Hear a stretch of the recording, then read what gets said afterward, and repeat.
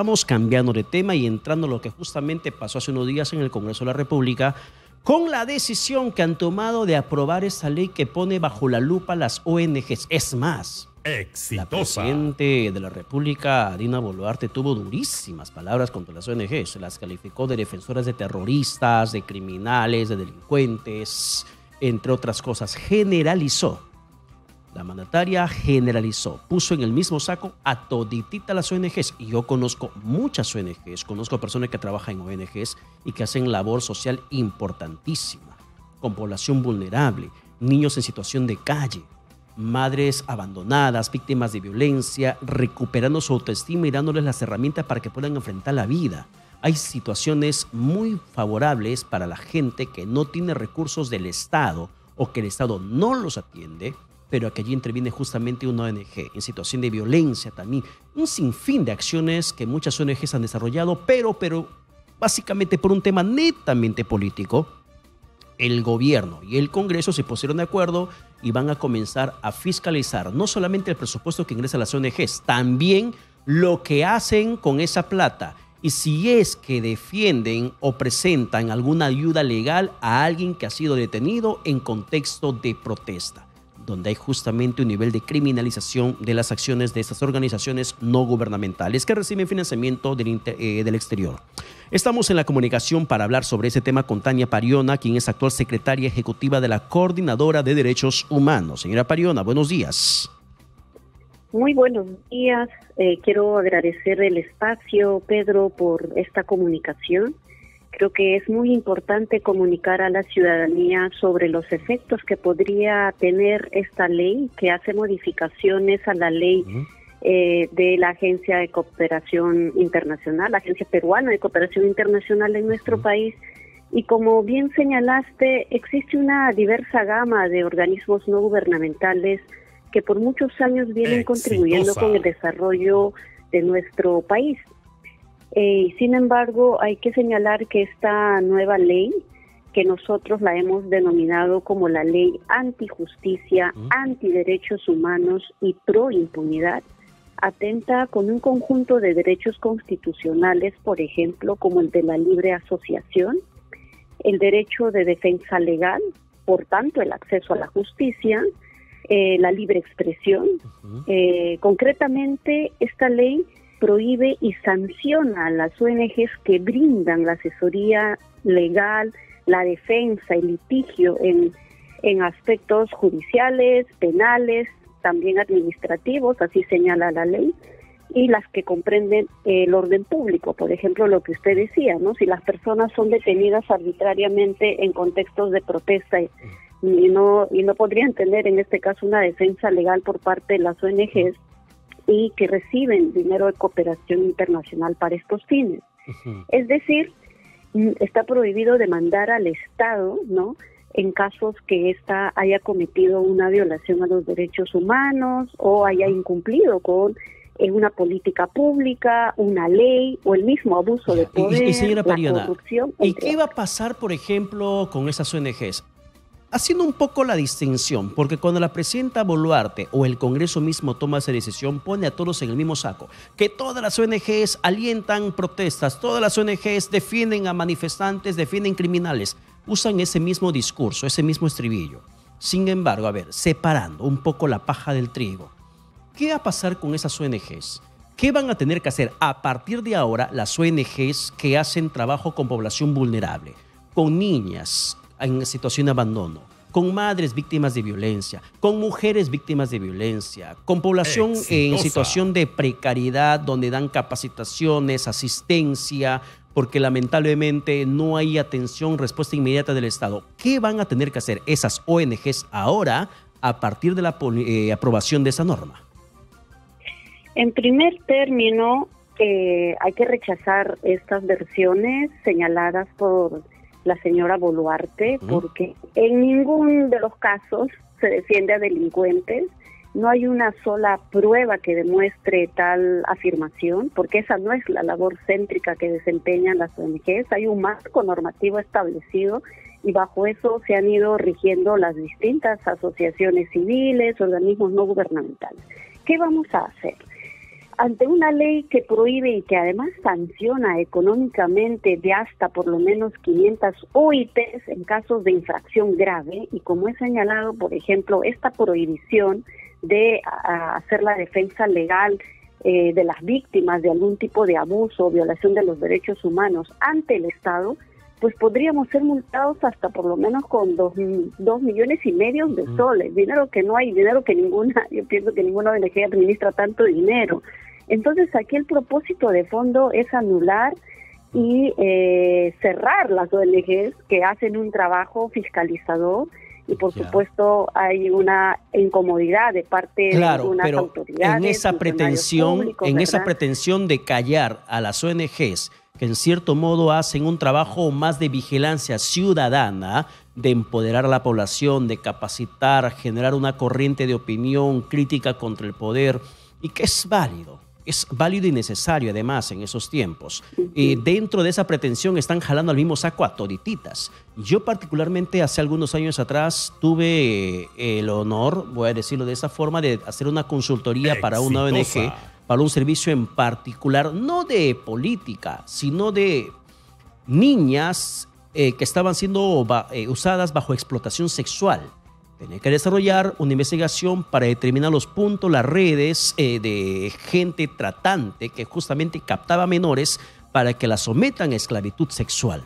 O sea, esta ONG no tiene nada que ver con políticas públicas en el sentido de corrupción o de otras situaciones que pueda incomodar al gobierno. Hace un trabajo netamente social con población vulnerable. Estas ONGs son tratadas de igual manera que aquellas que le incomodan al poder. Por eso le preguntaba, ¿qué van a tener que hacer de aquí en adelante con esta aprobación? ¿Cuál va a ser la conducta, reportes, informes que tienen que hacer para que no sean sancionadas o cerradas?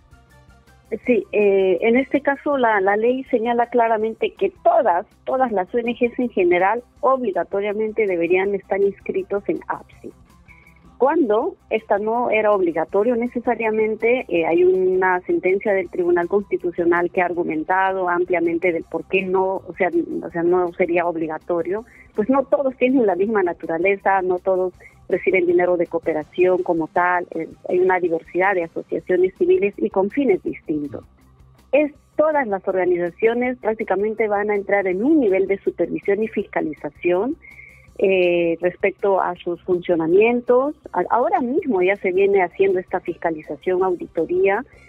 Obviamente hay una intención de decir que esto es para mejorar la fiscalización, la auditoría, cuando en el fondo, Pedro, hay algunos pocos, entre ellos políticos, congresistas, autoridades, autoridades que se benefician de esta ley. Tiene un propósito político también. No es de carácter social o que esto vaya a mejorar atención humanitaria. No, se usa esta ley justamente para que algunos se defiendan con esta ley y pues la sociedad civil no tenga que demandarlos, por ejemplo, en casos muy delicados como el de las violaciones de los derechos humanos de la década de los 80, las últimas asesinatos que ocurrieron en contexto de protesta. Si en estos tiempos, por ejemplo, si en este tiempo, por ejemplo, señora Pariona, hay una vulneración de derecho, pongamos en el contexto, protesta, la gente está harta, cansada, incluso se va anunciando una nueva paralización contra el gobierno por el tema de la criminalidad galopante en el país. En la primera movilización del pasado 21 de marzo de los artistas y otras organizaciones sociales y la gente en general, terminaron registrándose algunas detenciones. Si alguien quiere demandarle al Estado por un abuso sobre sus derechos, ninguna ONG ya podría darle asistencia legal para emprender la restitución de sus derechos por haber sido vulnerado en una manifestación social. Así es, así tal como usted lo acaba de describir. Las ONGs no podríamos salir ni en la defensa de ningún ciudadano porque no sancionarían, porque eso está contemplado como infracción grave. Es decir, en nuestro país se sanciona la defensa de derechos humanos, se legaliza la impunidad también, porque sabemos que en nuestro país justamente la población que menos recursos económicos tiene, la población de sectores en vulnerabilidad, son los que menos acceso a la justicia tienen. Entonces, el trabajo que hacen las ONGs justamente es patrocinar a aquellos ciudadanos, a aquellos sectores que no tienen los medios para defenderse, para seguir un proceso largo y engorroso, además, en nuestro sistema de justicia. A partir de esta ley, como usted dice, no podríamos actuar en defensa de ningún ciudadano. Y claro, tenemos igual una diversidad de hechos que están suscitando en nuestro país. Acabamos de saber que más niños están siendo intoxicados por consumir alimentos de Jaliwarma, Huasinicuna, que ahora borraron el nombre porque ya lo habían cambiado a partir del primer hecho de los niños de Puno, de los 4 niños que fueron intoxicados. Y aquí, por ejemplo, que es un derecho tan elemental como el de la alimentación, ¿no? La salud, también las ONGs intervienen, porque aquí hay una vulneración claramente de derecho a la salud por parte del Estado. Este programa social es del Estado, no es del barrio, no es de los clubes de madres, no es de un conjunto de ciudadanos, es del Estado, es un programa social. Entonces, aquí interponen una denuncia como corresponde. Algunas ONGs han tomado ya estos casos, pero bajo esta ley no la podrían hacer. Ya, ahora, sin embargo, aunque hay legal, esos serios cuestionamientos a la norma emitida, uno de los argumentos que tuvo el gobierno y el Congreso, además de que defienden terroristas, criminales, delincuentes, que derechos humanos solamente para delincuentes, incluso tenemos un ministro de Educación que dijo que los derechos humanos no son para las ratas, cuando le hicieron una pregunta directa por las muertes que se han registrado en el contexto de la violencia en la protesta contra el gobierno de la presidenta Dina Boluarte. Sin embargo, también se cuestiona el hecho del financiamiento que reciben las ONGs, que no son declarados, no son rendidos, no son explicados, y también en su momento, de manera pública, se expresaron en varios parlamentarios en el sentido de las planillas doradas que existen en las ONGs. Y claro, hablar de sueldos dorados, de planillas exorbitantes en las ONGs, eso enerva también la reacción de la sociedad y se pone en contra de las ONGs. ¿Ustedes no declaran eso, por ejemplo? ¿No especifican de dónde viene el recurso, las planillas que reciben las ONGs? No, en lo absoluto. Realmente ayer hay una acusación nuevamente errada con una intención clara de desinformar. Actualmente todas las ONGs, por lo menos las inscritas en APSI, y nosotros estamos inscritos en APSI como muchos de los que son parte de la Coordinadora Nacional de Derechos Humanos, reportamos los proyectos, los presupuestos, las remisiones de cuenta claramente. Uno puede entrar a la misma plataforma de APSI, que es virtual, y puede descargar todos los proyectos anunciados al año. Recibimos también auditorías, recibimos y damos y hacemos también este trabajo de auditoría por parte de la propia cooperación internacional y por parte del Estado, o sea, la SUNAT, todos ellos tienen un trabajo, SUNAT, SUNAFIL y entre otras entidades tienen un trabajo supervisor actualmente a todas las ONGs inscritas en APSI. La procedencia de la cooperación internacional, o sea, esa base de datos es totalmente abierta, ahí no hay dinero oscuro, ahí no hay dinero del que no se sepa su procedencia. Y respecto a los sueldos, la verdad es que es un poco difícil saber, digamos, en el sentido de a ver cuánto es el promedio de sueldo que gana un director o un responsable de proyecto, porque cada cooperación tiene sus propias reglas y te pone un porcentaje, cuánto por ciento usted tiene que disponer para pagos de personal. No es decisión independiente que tengan las ONGs, ojo. O sea, el porcentaje incluso ya la pone la cooperación. En muchos casos incluso dice cuánto va a ser su contrapartida, porque sin contrapartida no te llega el financiamiento. Ahora, no puedes acceder ni aplicar a un proyecto específico. Ahora, para terminar, y ante esa decisión del Congreso y el respaldo abierto del gobierno de poner bajo la lupa a las ONGs, ¿cuál ha sido la reacción de las entidades cooperantes a nivel internacional? Bueno, la cooperación internacional comparte la preocupación que tenemos las ONGs en el Perú. Hay también una preocupación cómo ellos van a tener que adaptar su sistema de cooperación internamente y en particular para el Perú, porque ellos tienen un sistema de cooperación que aplica para América Latina o para contextos regionales según amerita, pero especialmente para el caso peruano tendrían que hacer un conjunto de reformas internas de la cooperación, pero la preocupación mayor que algunos comprometidos con los derechos humanos tienen, que no podrían otorgar financiamiento ya. Incluso algunos han dicho, bueno, vamos a tener que decir al Estado peruano, ¿quiere o no quiere cooperación para el desarrollo? pues que nos lo digan, porque de lo contrario nos toca retirarnos. Y eso es lo que ha ocurrido en algunos de los países que se están tomando estas medidas, valga decir también en regímenes autoritarios donde se usa de este mecanismo para limitar derechos, limitar espacios cívicos.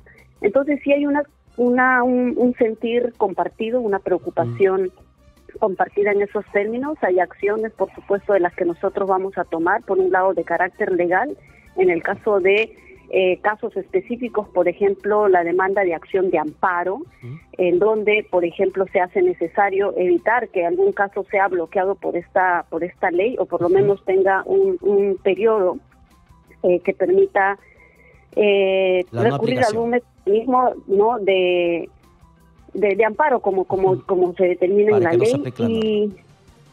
Exacto. Entonces, pero también vamos a emprender una campaña de carácter internacional, porque esto no solo se trata de ONGs que tienen presencia en Perú, se trata de un sistema además de cooperación internacional del cual son parte estados, sobre todo estados, porque la cooperación internacional en su mayoría la que recibe el Perú viene de estados, de Alemania, de Bélgica, de España, la Unión Europea. Exitosa. Bueno, de Estados Unidos venía ya con el cierre de USAID, eso ha quedado altamente afectado. Van a presentar, y ante esa situación, para terminar, y respuesta brevísima, por favor, ¿van a presentar alguna acción de inconstitucionalidad sobre esa norma, además de la acción de amparo que nos está mencionando?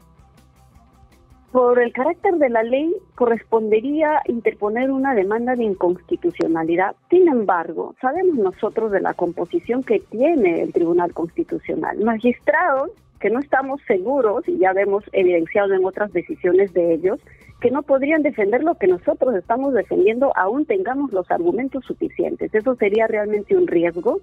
Estamos valorando, algunas organizaciones que son miembros de la coordinadora están valorando y evaluando por ahí la posibilidad de interponer frente a artículos más lesivos. Es posible, pero esto no comprendería ya mismo una demanda de inconstitucionalidad a la ley en su integralidad.